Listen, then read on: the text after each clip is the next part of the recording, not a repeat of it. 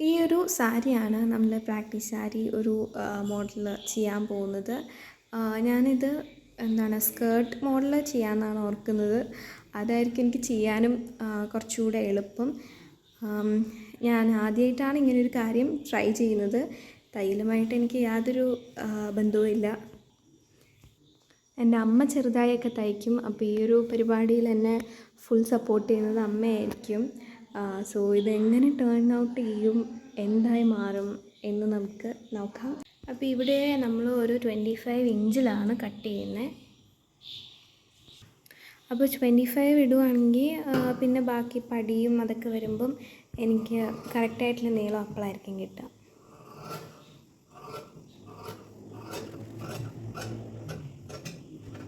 നമ്മളിങ്ങനെയാണ് ഇപ്പോൾ ഞൊറിയിട്ട് പോകുന്നത്. ഈ തുണി നമുക്കങ്ങനെ പെട്ടെന്ന് ഇങ്ങനെ കിട്ടില്ലാത്ത, ഇങ്ങനെ പെട്ടെന്ന് കയ്യിൽ നിന്ന് ഇങ്ങനെ പോകുമ്പോഴത്തെ നൂലിങ് വരുമ്പോഴത്തെ തുണിയാണ്. ശരിക്കും നല്ല കോട്ടൺ തുണി എടുത്താലായിരിക്കും നമുക്ക് തയ്ക്കാൻ കുറച്ചുകൂടെ എളുപ്പമുണ്ടാവുക.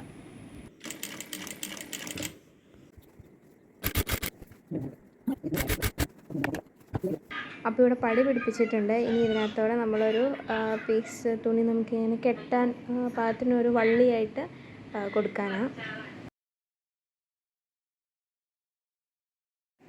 ഇവിടെ അങ്ങനെ നമ്മുടെ പാവാട റെഡി ആയിട്ടുണ്ട്. വളരെ സിമ്പിളായിട്ട് നമുക്ക് പാവാട ചെയ്യാൻ പറ്റും. ചുമ്മാ ഞൊറിയിട്ട് പടി പിടിപ്പിച്ച് ഒരു പെണ്ണ്, അങ്ങനെ ഭയങ്കര സിമ്പിളായിട്ടുള്ളതാണ്. അത് ജസ്റ്റ് നമുക്കിങ്ങനെ എല്ലാവർക്കും ചെയ്തെടുക്കാൻ പറ്റുന്നേ ഉള്ളൂ. അപ്പോൾ ഇതാണ് നമ്മുടെ സാരി. ഇതും നമ്മളിങ്ങനെ ഞൊറി എടുത്തിട്ട് ഞൊറിയൊന്ന് അകത്തി വെച്ചിട്ട് പിന്നെ തയ്ച്ചു കൊടുത്തു.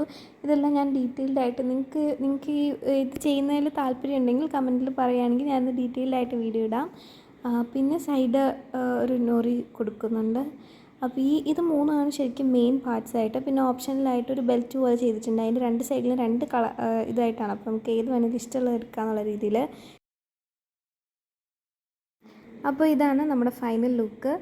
എനിക്ക് ഭയങ്കര കൺവീനിയൻ്റ് ആയിട്ടും എന്താ പറയുക, എനിക്ക് ഏറ്റവും കംഫർട്ടബിളായിട്ടും ഒക്കെ തോന്നി. ബ്ലൗസ് ഞാൻ വേറെ എടുത്തില്ലായിരുന്നു, പെയർ ചെയ്ത് എൻ്റെ കയ്യിലുള്ളൊരു ബ്ലൗസ് വെച്ച് പെയർ ചെയ്ത്.